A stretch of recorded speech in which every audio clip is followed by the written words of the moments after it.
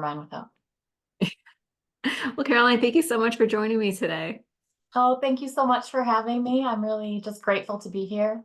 Oh, you're so sweet. Yeah, no, it's been nice too. We've been sort of going back and forth, and it's nice to be able to get to spend some time with you today. We were just chatting before we hit record, and you have a lot of things going.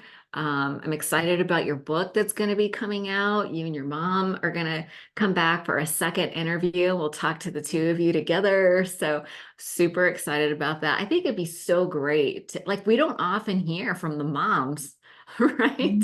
Mm-hmm. So this is so brave. Like I'm really excited that you're gonna be able to come on, both of you, and we'll put her on the hot seat too. Oh, she's gonna love that. Well, I don't know about that.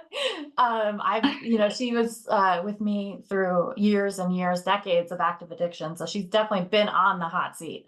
But it's Yeah. really fun to be able to now be on the other side of that and to share Yeah. recovery with her. That's beautiful. Yeah. Before we jump in, I like to play a little game called the lightning round, which is actually kind of slow, but we'll front load the episode with some resources. When you first got sober, was there a book that was particularly helpful to you?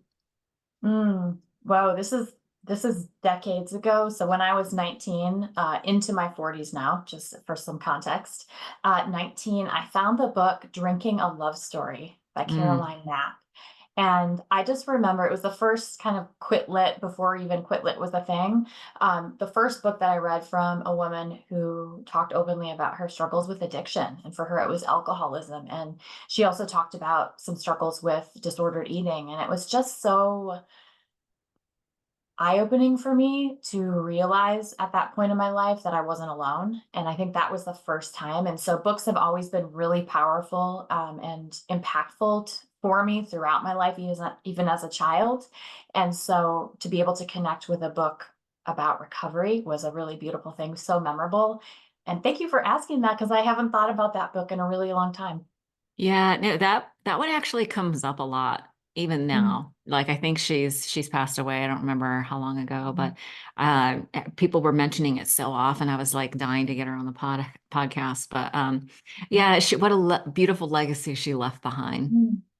I Just love that. incredible. Yeah, and I think it really speaks to the power of stories. I think Hmm. sometimes, especially now in our day and age, it's like, do people even read anymore? I mean, we like things quick and fast and, snappy, but books are powerful and that continues. I mean, we're impacted all the time by authors who pour their heart and soul into stories for us. And as you know, as an author too, it's a lot of work. It's not just sitting down and writing a book. It's so much work. But we do Yeah. it because we care and then we have that passion and want to share that story. And I'm so grateful that Caroline Knapp did, years ago. Yeah. She did an amazing job. Yeah, super Mhm. powerful. Looking back over your recovery, how long have you been sober? It sounds like a long time. 13 years and counting. I think I'm Ooh, lucky nearing 13 13. and a half. I know. Woo-hoo. So I don't know. Every year it's like, I'm always so grateful to celebrate another year in recovery. And at the same time, it's like, wow, okay, now I've had my entire 30s have been sober. And now I'm moving into my, it's like, woo, here we go. Yeah. Midlife recovery. But I'm loving it. Yeah, I can't imagine doing midlife without, sobriety. Because Oh, oh listen, no, it's oh my gosh. miserable. Yeah, wait till you hit menopause.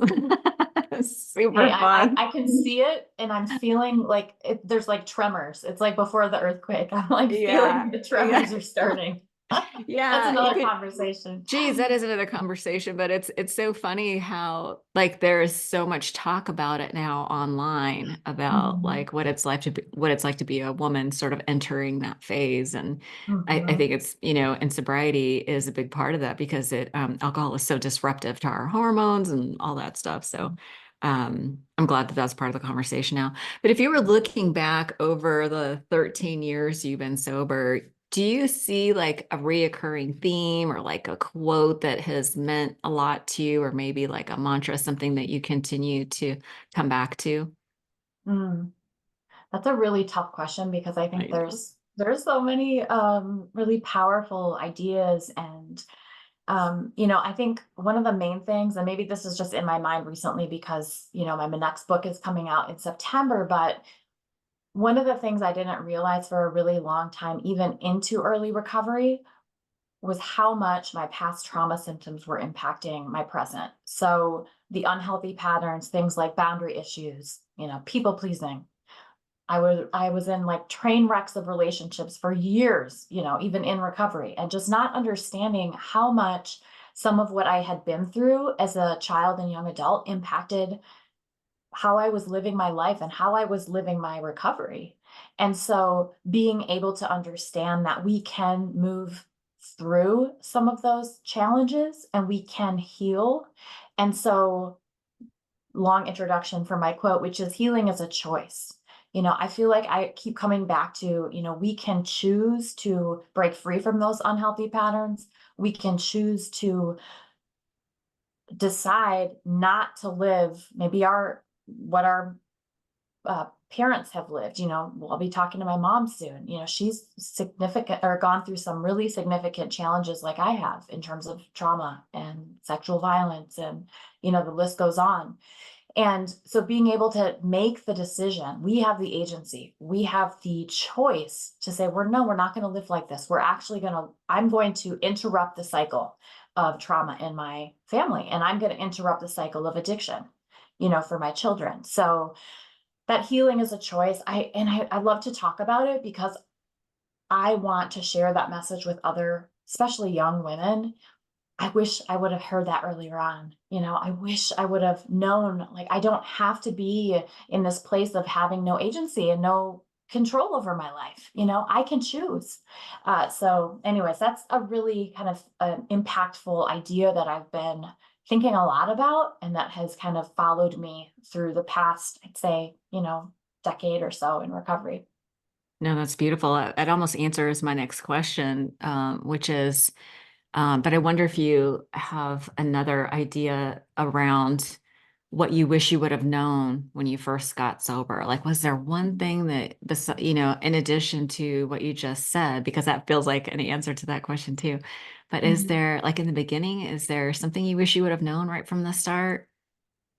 Well, it reminds me, so when I was in inpatient treatment for the first time, I was 17 years old, and there was a counselor there. His name was Richard, and I will never forget Richard. He's probably long gone, by now, but he was an older gentleman. And I remember sitting in his office, and, I don't remember leading up to the point in the conversation. I think, I was probably talking about my struggles and what I was going through. And he looked at me and looked me in the eyes and asked me if I knew if my life had value and purpose.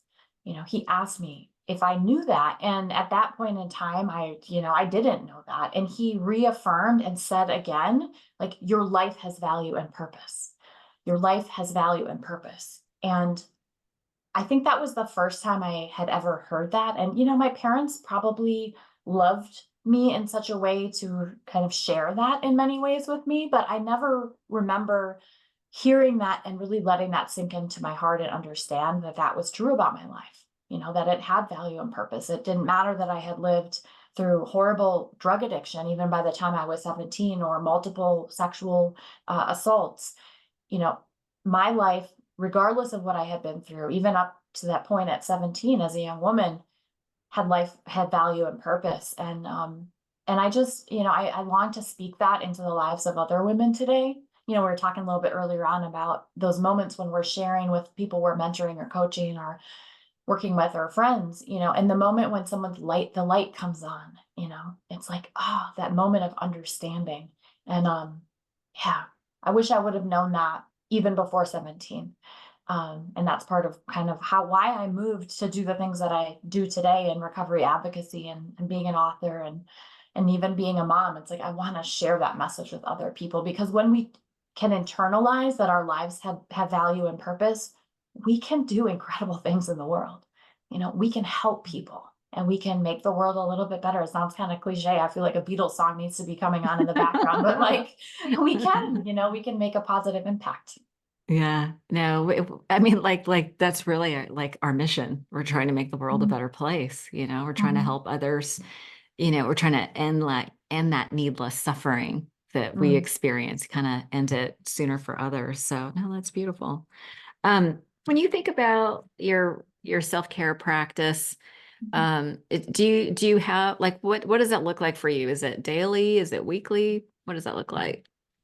Yeah, so I've really come into this place of finding a really great rhythm for this stage of my life. And so my answer today would have been a lot different than 10 years ago before I was married and had children. Like single lady in recovery self-care me was like all in.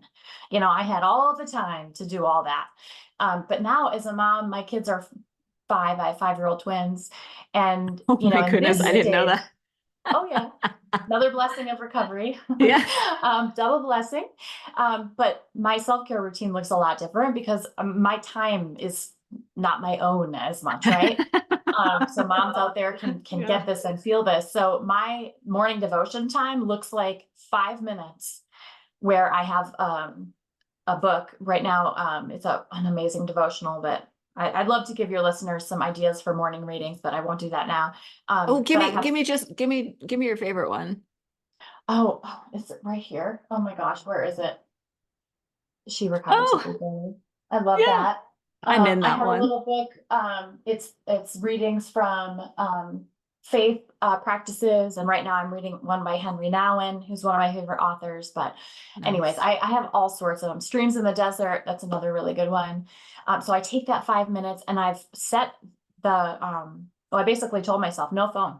Morning wake up. You can just take a brief. Boop. I'm going to look at it for a minute. Away, phone gone. I have 5 minutes to like set my morning. I am not going to do that looking at social media. So I do my morning reading really quick, and then we jump into our morning time. And then once everyone's out of the house, I work from home. I have some time to do some prayer meditation and then also move my body. So exercise for me is as important as that 5 minutes of, and this sounds awful. I hope at some point there'll be more minutes for my little morning reading, but um, being able to move my body is just so grounding and centering. And I think especially, as someone who has post-traumatic stress disorder, anxiety and things like that, my mental health needs me to move. My body needs to move itself. And so whether that's, we used to be jogging. That's changed now. I'm like the power walker out there. Power walking, stretching. I love low impact, weights and things like that. Like little weights, 5 pound, 10 pound weights. So moving has to be a part of my day. Very important to me. And then throughout the day, I like to jump on a Zoom meeting if I can. Whether it's I like women specific Zoom meetings. I don't practice a particular recovery pathway at the moment. Like I started out really heavily into 12-step fellowship. But that's really evolved over time, and I love that. I go to church, and so our church here in Eastern Tennessee started a recovery ministry, which has been beautiful. I just went last night. We have a speaker meeting on Wednesdays, and it's really awesome to connect with other folks in recovery who might be on a different recovery pathway. Folks may not be as familiar with 12-step, and that's okay. So definitely meetings, movement, having that quiet time and devotional time, and checking in. I have folks that I check in with and tell them myself, like, hey, I'm feeling funky. Even the other day, I was like in super isolation mode. Even after a Yeah. decade plus in recovery, I was like, no, I Yeah. don't want to go to, no, I don't want to see it. No, I don't want to talk to them. I don't want to, I want to stay in my Yeah. sweatpants. I don't want to go out into the world and like be a functioning human being. And then I tell someone that, like, hey, this is Yeah. what's going on in my head. Because if I don't, then I know sometimes that's when those voices can kind of come back. Mm, Addiction likes to sit and wait for us to be yeah. in those vulnerable moments. So that's a Yeah. little glimpse of some of the things that I do. A little glimpse. Yeah, no, that's really Little. good. Yeah, it's so funny because I have always thought of myself as like, oh, I'm like this easygoing girl. I'm not high maintenance. And then I get sober and I'm like, oh, I'm totally high maintenance. And So yeah, it's not like nails and hair and that and it's maintenance as far as prayer, meditation, feeding my brain something like a daily devotional, Mhm. connecting with others and so I have found that like that all the things that you mentioned totally works for me too. I love Mhm. incorporating all that stuff. It sounds like a lot at first, but isn't it interesting how it kind of becomes like second nature? Like Oh, it yeah. doesn't Mhm. require a lot of effort, except for like when you want to isolate and you kind of have to stretch a little to connect with Mhm. others. But you Mhm. know, No, we I tend totally agree. And it's interesting if we think about the amount of time and energy we put into our active addiction and you just like that was so much more Yeah, maintenance. Like I feel like this is maybe like this is the easier, softer way, as they say. Like for this is sure. it's good. It feels good. It feels right. And oh, I'm so grateful because yeah, those stressful days of trying to get high and trying it's just like, oh, I no, thank you. I do not No, want to go thank back to you. that. No, thank Somebody you. was telling me like, oh man, but I don't want to go to meetings. Like they're so boring. And it's like, it's not comfortable. And I'm like, how comfortable is a hangover? Oh, yeah, It's like, not at all. I'm asking you to sit in a room for an hour, Mm, right? Or do a little morning routine that takes an hour or half an hour. Like mm, way easier than a full day of like a hangover or whatever. mm, So it's all little baby mindset shifts. oh, I But love that. let's talk about how we got here. You've mentioned some things that are pretty, I mean, impactful, right? Having experienced assault multiple times, drug addiction. Um, and I want to get to that, but I always like to start off with like family of origin stuff. I feel like childhood kind of sets the stage for everything else. So, can you tell me a little Mm. bit about what your childhood was like?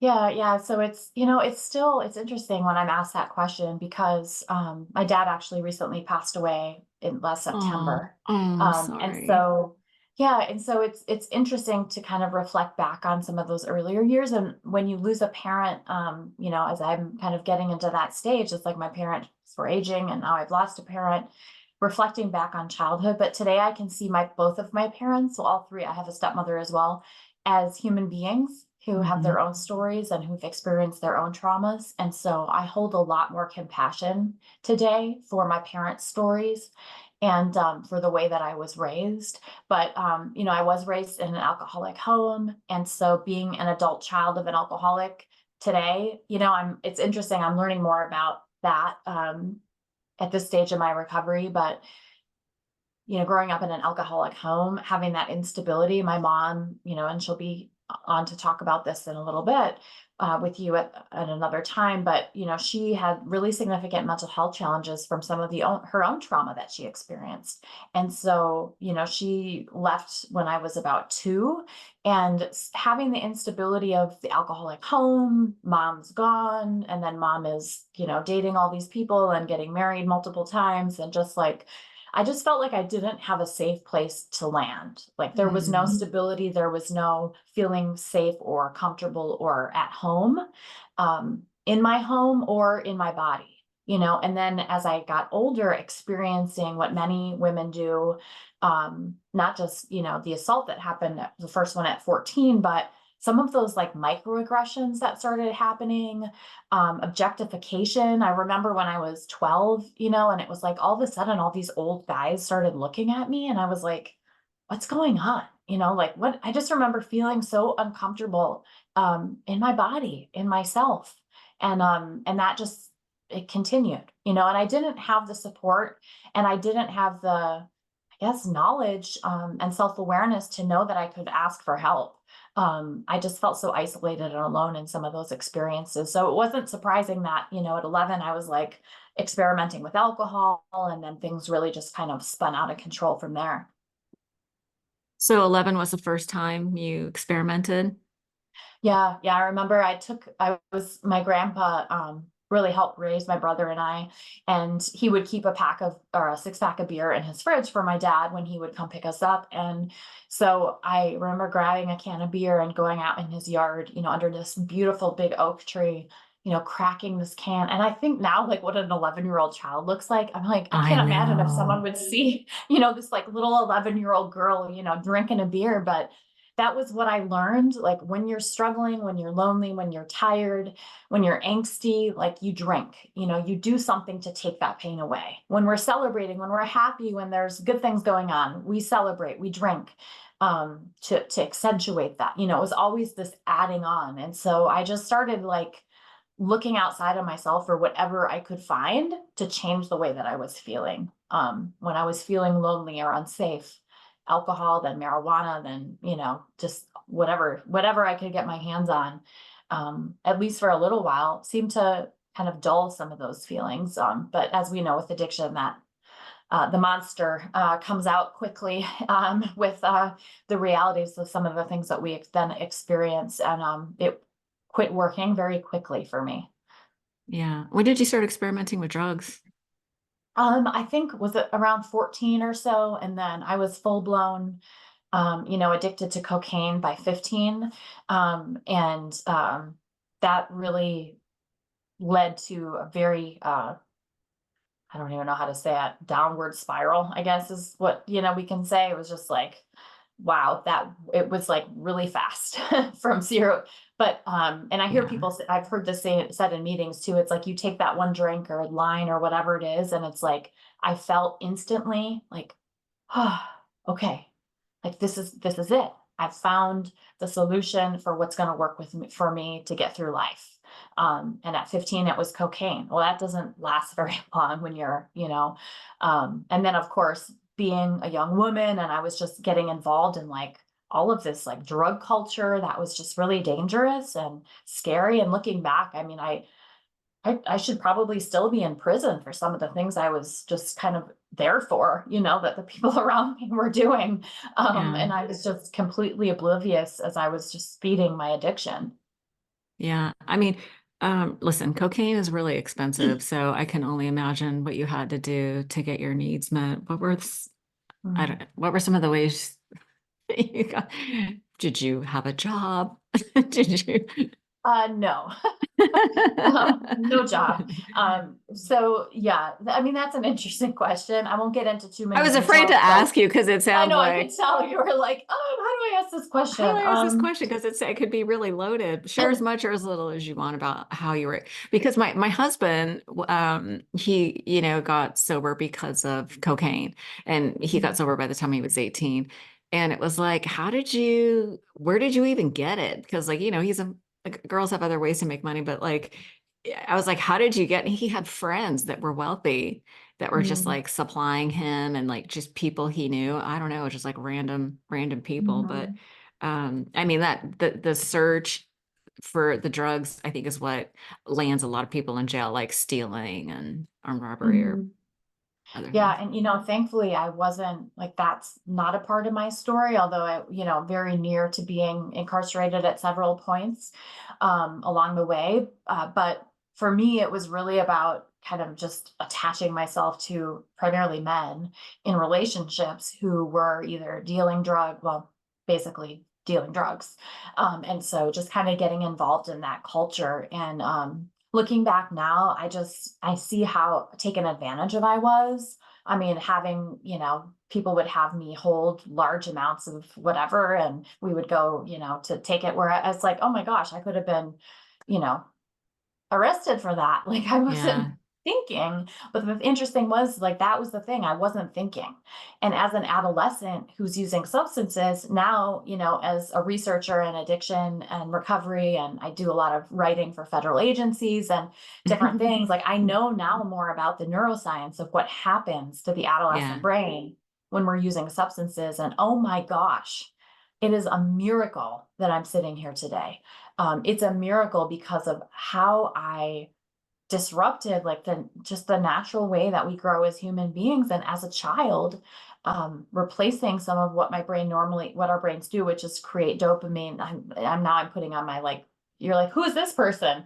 This is my social yeah, scientist person coming out, my researcher person. But when we use substances over and over and repeatedly, especially as young people, it changes the way our brain creates dopamine and functions. And so when I went to treatment for the first time at 17, it was like I just remember the feeling when I couldn't have those drugs anymore, of just feeling like completely like a train had hit me, just physically just wrecked, and emotionally, mentally so depressed.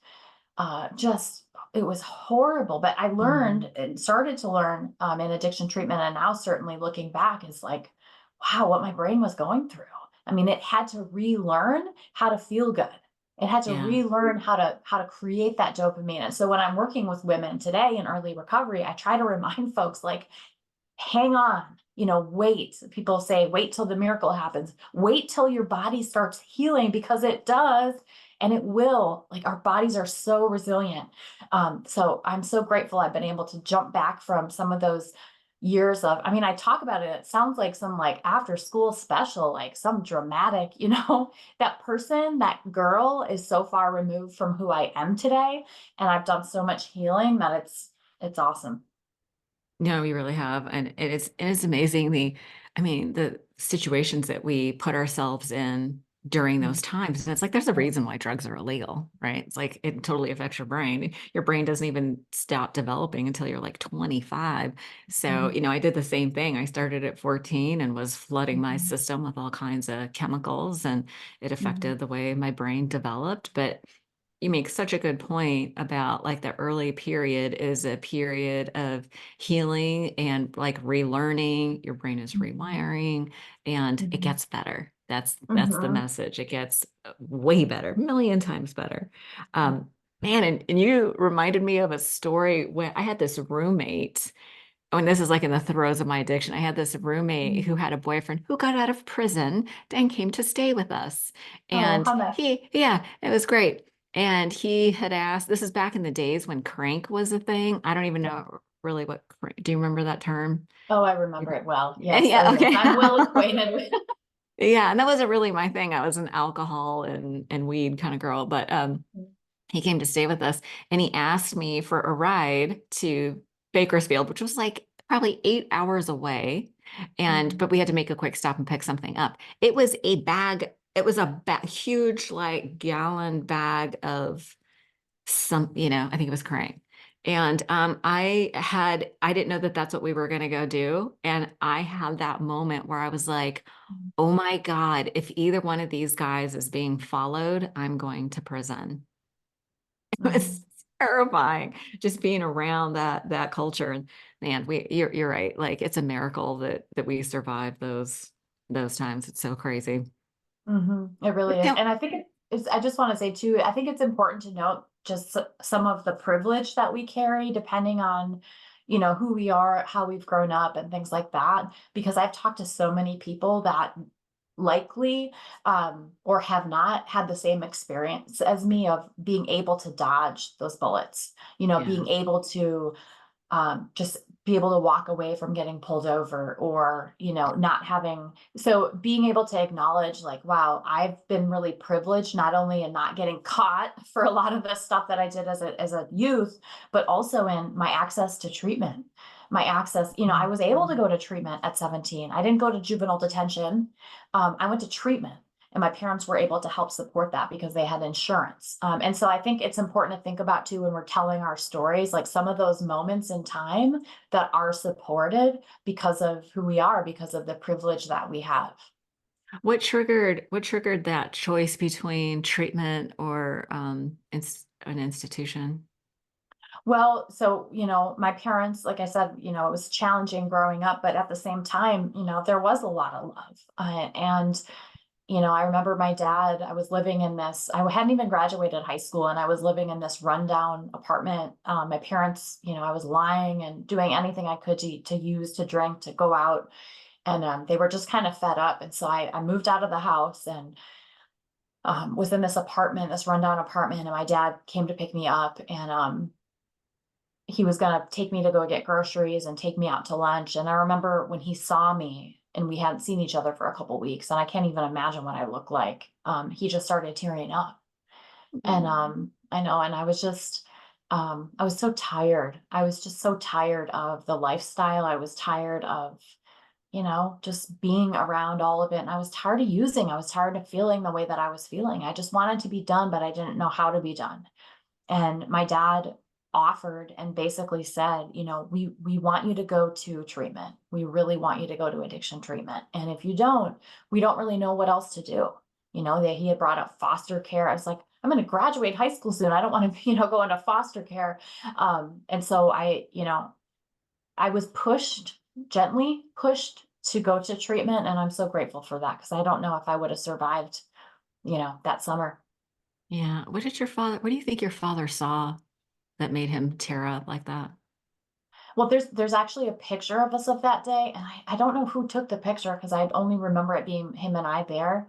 But I was just really washed out. My skin was washed out. I was probably really I mean, I got to a point in my using, I just got really puffy. You lose a bunch of weight and then you kind of just your body is just, I mean, it was just toxins. My hair was, I don't know if you remember this in the late 90s, just it wasn't bleach blonde, but it was like yellow blonde. It was like the yellowest of yellow, like When for we didn't rock know about solid. purple toner. Oh no, no, there was not. No, speaking of, I kind of need some toner. Looking a little yellowy, but no, this is like yellow and like yeah. Anyways, it Yeah. was a whole thing. It was a whole look, That was and my hair when I first got sober too. was Yeah. it? Yeah. Oh goodness. So yeah, I can only imagine what he saw, but I'm Yeah. grateful that he was there to pick me up that day, and to Yeah. make that suggestion. How were you in an apartment at 17? Did they pay for you to be in an apartment? Honestly, I don't even really remember. He must have. It was Oh, two okay. older girls who had graduated high school, and it was kind of like they wanted me just out for a while to figure out, what are we gonna do, with Caroline, and yeah, that was tough. They couldn't have you in the house. Hmm. Yeah, that's rough, man. I have friends who have teenagers, and I hear the stories, and it's just so hard to have somebody in active addiction living with you. And it Hmm. seems like the youngins, man, they're just wild. I can only imagine, how my parents must have felt too. It's just very hard to. Did you feel resentful to them that you weren't able to live, or was it a relief that you weren't living with them? I mean, I think I was just glad I could be out and doing what I wanted and Yeah, not have to lie. I could just, use all day. But I just remember this feeling of helplessness too, because I was so reliant on, I didn't have a job, but I needed to use and, all this stuff. Like we know, I'm sure your listeners, brutal. many of the folks can relate to that. It's just Yeah. this feeling of helplessness and hopelessness, just, you Ugh. know, It's rock ex bottom. it's Mhm. exhausting. So you go to treatment, and what was your experience of treatment? Well, at 17, it was what it was. And I remember, like I shared that story about my counselor, Richard. I mean, I think it was the Yeah, first time I started really internalizing some of these thoughts and feelings of, wow, my life doesn't have to be like how I've been living it. My yeah. life can be different. And one of the exercises they had us do, it's so interesting. I can still remember I can remember these pieces. And this one of the exercises they had us do is we had a piece of paper on one side of the piece of paper we wrote a list of what are all the actions you're taking today, what is everything you're doing today, and list it out, using, lying, whatever it is, good things, bad things. And then on the other side of the paper, write a list of where do you want to be, like what are your goals, like what do you want from your life. And when we got done writing those things out, they had us kind of compare the two sides, and basically the gist of the exercise and the purpose was to help us see that what we were doing in active addiction was not going to get us where we wanted to be. And I think it almost sounds common sense, now, but at the time it was just like this light bulb. It was like, oh my gosh, I have these goals for my life. There are things I want to do. And I think sometimes, when we think about young people who are struggling with addiction today, talking about the dangers of drugs and fentanyl, which is definitely Oh, we need to do because it's so horrible. scary. Yeah, super scary. But focusing on the dangers and this and that, it's all well and good, but are we also talking about and helping young people decide or figure out like what they want to do, what their purpose is, what are your goals? I mean, I almost hate that now people are, with New Year's. I know this is way far away from New Year's, but a lot of people are kind of like anti-resolutions, like, I'm not going to do that. Because they don't last and because of this and that. And it's like, well, wait, what about like good old fashioned goals? Like, what is wrong with Yeah, setting a goal and be like, no, this is what I want for my life. And I remember at that point saying, I want to be a writer. I mean, I've always wanted to be a writer. I've always wanted to be an author. I want to be a writer. I want to help people. I want to fall in love. I want to be in a good relationship. I just, there were these things that I wanted for my life. Well, guess what? I am living on that side of the list. That is where I'm living today. It almost like I'm giving myself goosebumps. That's where I am today. But it took a yeah. lot of decades to get there. And unfortunately, there's a lot of folks struggling out there who do not know that there's another side to the story. They don't have Right. to live the way that they've been living anymore. We don't have, and those of us in recovery, we don't have to go back. Right. Um, you know, so. No, that's really good. Tell me a little bit about your recovery process. You mentioned that you did 12-step for some time. Was that Mhm. introduced to you by the treatment center? I believe I went to a meeting with them. Again, it's kind of patchy. I like remember the exercises, but I don't Yeah. remember. Did I go to a The meeting? I timelines are think always fuzzy. I Yeah. know. I think I may have gone to a meeting, but interestingly, it took me till I was 28 before I was going to a church at the time, and someone, an older woman there, I kind of came to her and said, "Look, I'm really struggling with alcohol." And I had gone since 17, so 17 to 28, there's a span of time there. Mhm. I was in and like trying to be recovery, trying to use, trying to not use, replacing, marijuana with alcohol, like doing the whole men, of course, is another addiction. But doing that whole like jumping around thing. Um, no program, no meetings, no community, right? I was Caroline doing it herself, feeling like she had to figure out her own way. But it just got to a point at 28, I was like, this is not working for me anymore. And this woman, her name was Vera, and she said, have you thought about AA? And I was like, no, no. I connect with Yeah. other people in recovery. No, I haven't thought about that. And I went to a young person's meeting, and I remember walking Smart. in. Yeah, I remember That's really walking smart. in. Yeah, and I was terrified, and at the same time, I remember looking into the room, and I instantly felt like this room, even though everyone looks different than me, I felt at home. Like it was one of the first Mm. times I felt at home, and I just felt this like little glimpse of feeling safety like in my body. It's like I feel Mm. like this could be the beginning of something. Yeah. And I did that recovery pathway, and I still do sometimes for quite a while, had sponsors and things like that, and really helped introduce me to the recovery lifestyle and give me a Yeah. really strong foundation in it. What was you went through all the steps and did the inventory and amends and all that. What Mm. was if you kind of, can you encapsulate like the transformation? Like, what was it like on the other side of that? Well, I've been through the steps several times with a couple different folks, and I think Yeah. the steps for me, it's such a spiritual journey.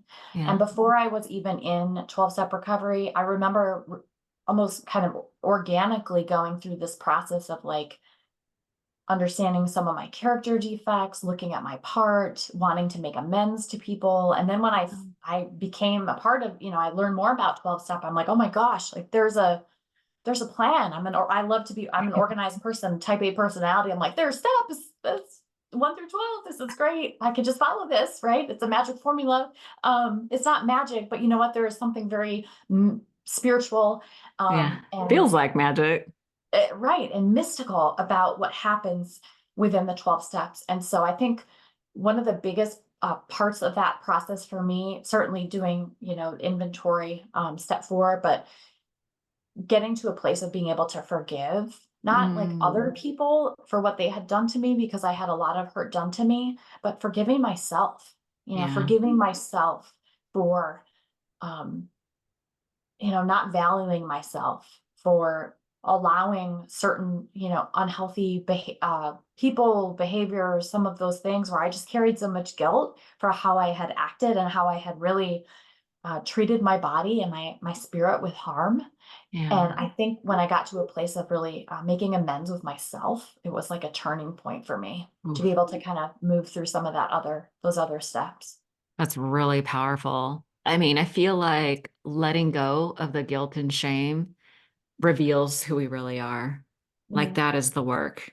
It's mhm, letting go of everything that isn't really true or ours, or mm, the behavior patterns. Like when we let all that stuff go, all that's left is who we really are, mm, which is good. I feel like everybody at their essence is actually really good. mm, So thank you for encapsulating. That was beautifully put. And so I'm so curious because this book that we're going to talk about your book with your mom and stuff, but it's You Are Not Your Trauma. And I feel like trauma is really, for most people, the root cause of the addiction in the first place. So what are Mhm. some of the modalities to heal? What kind of treatments do you use to sort of mitigate that trauma? Yeah, so, well, I don't want to give too much of the book away. But what it does, that's a great question. What the book does is it goes through a series of 5 rhythms that are really meant to help guide us along kind of this movement towards healing from some of our trauma. I'll talk about one of those because again, you'll have to pick up the book and pre-order the book, which the pre-order link is coming soon. Now Marketer Me is coming out. But one of the main things, and I shared this with kind of the self-forgiveness piece, but really coming to a place of understanding how we treat ourselves, how we treat our bodies is going to impact our mental health, our emotional health, and our spiritual health. And so some of the practical kind of strategies that I outline in the book relate to boundaries. There's a whole section on boundaries and kind of how setting some of those really helpful boundaries around kind of protecting our bodies. So for me, and this is me kind of letting go of some of the shame of this. I had a lot of harm done to me by men, but I also did a lot of harm and I was in a lot of unhealthy relationships. And for those who watch Sex in the City, I'm talking like, I want to say Samantha. I don't know if you know Samantha numbers We versus all know Carrie Samantha. numbers versus, right? I won't say where I fell on the spectrum, but like I'm there. Okay. If that kind of gives you a little bit of a picture, it was just a lot of men, a lot of yuck, a lot of mess, a lot of trauma. Yeah. And I'm not proud of that. And but I talk a lot in the book, and my mother does too about her experience. But what I learned through coming to a place of like letting some of that shame go, Hmm. and also learning that I can set a boundary. I can say no. And part of why I allowed all of that into my life and all of those people and just all of that mess was because I didn't feel like I had agency or the choice to do that. It was like, oh, someone new came along who was super unhealthy. Oh, you just got your 5th DUI. You were perfect for me. Like, you like me? Okay. I'm not going to say no. Like, let's go hang out. Let's have a couple drinks.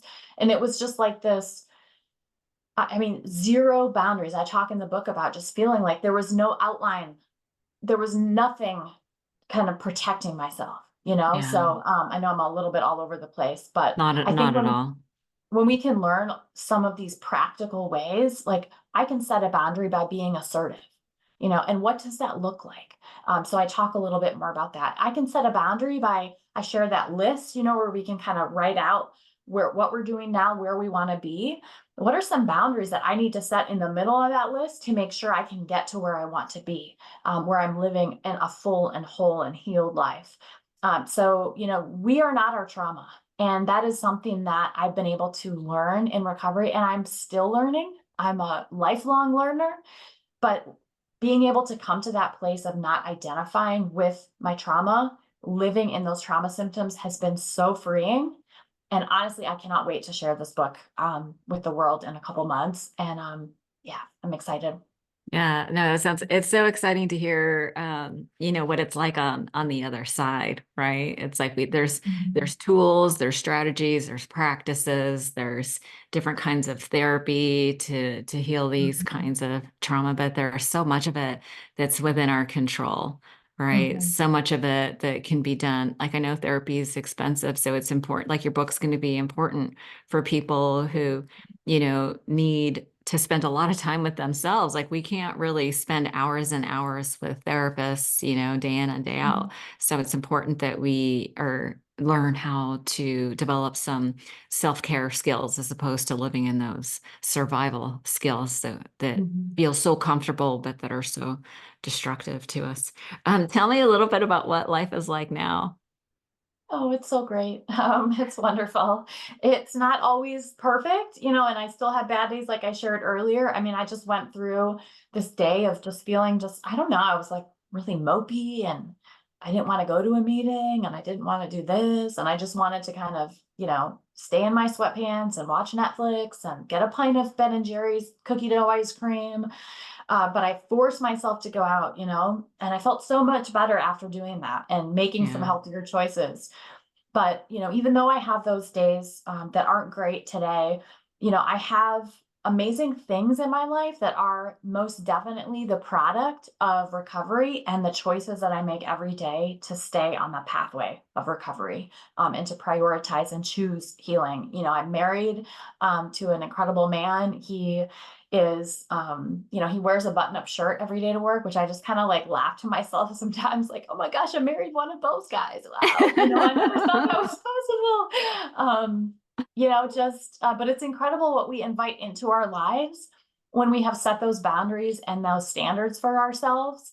And Yeah. I remember I met Matt, my husband, and it was like the week before that I had just kind of like given it all to God. I'm like in my going on late 30s, not married, no kids, really wanting that life, but I didn't have it. And I just was like, okay, God, I'm done. I don't know, if I'm going to be single my whole life, but all I know is I am not going to lower my standards. Like, this is what I want for my life. And if it's not, if it's not for me, then I guess I'm not. And literally it was like a week later, he comes knocking on my door. And so it's been a journey ever since. But They say we to surrender to win. right, exactly. Ding ding ding. I won. Jackpot. Yeah. But we met, and it was like a year later he proposed, then a year later we were married, and 6 weeks Wow. after our wedding day, I found out I was pregnant. And then found out it was twins. So it was like, Oh oh my my gosh. gosh. So very, very incredible. And I start with that because I mean, my family is everything to me. And Yeah. especially growing up in a house where it because of what some folks, my parents and others were going through, it was like I felt so alone. It's really Hmm. important for me to show up for both my husband and my kids today Yeah. and prioritize, not just my recovery, but my recovery so that I can show up as a mom. And that's the best gift Ooh. that I've ever received. And Yeah. I want to hold that and cherish and honor that gift always. But the other amazing part is, I get to write books. Like I said, on my list when I was 17, even when I was a little girl, I would sit and write story. I mean, I've always just dreamt of being an author. And some days I wake up and I'm like, oh, my second book's coming. I actually have a third one that I've, been shopping around, looking for an agent. And it's like, wow, this dream of this purpose that I had for my life and this vision for my life, I'm living that life. Yeah. And it's pretty powerful and also very humbling because I know Mm. at the same time, like where we started our talk today, telling you some of those really gritty stories of going through active addiction, I need to maintain my recovery. I do not want to go back to that place. And I need to always be reminded and keep in the forefront of my mind that I'm not, not that I'm like one drink or drug away from that life. And maybe I am, but I still need to maintain my recovery and do those things that have led me here every Mm. day. Yeah. Otherwise, I don't want to go back. I don't want to find out if a drink or a drug really will take me back there. People have told me it will. So I don't want to do that research. Other people have done that research for me, and I'm going to trust what they say. So, but yeah, I'm so grateful today. Life is beautiful, Yeah. and I get to talk to people like you, which is so fun. Yay. Yeah, no, that's beautiful. I always like to end with, what life is like on the other side of that, because that's really the brass ring, right? It's like, what are we Mm-hmm. doing all this for? It's so that we can realize our dreams, which is totally possible. So it's Mm-hmm. nice to have somebody that is living proof that you can go through all that grit and still come out shiny on the other end. Oh, I like that. Yay. Shiny, yes. You're shiny people.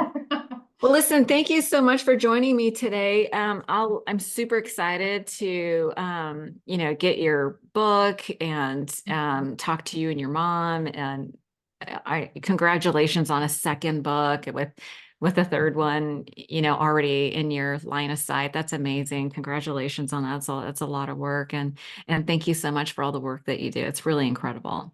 Oh, thank you so much. And I appreciate opportunities like this to just highlight recovery and that, like you said, Yeah. it is possible and we need to keep celebrating that.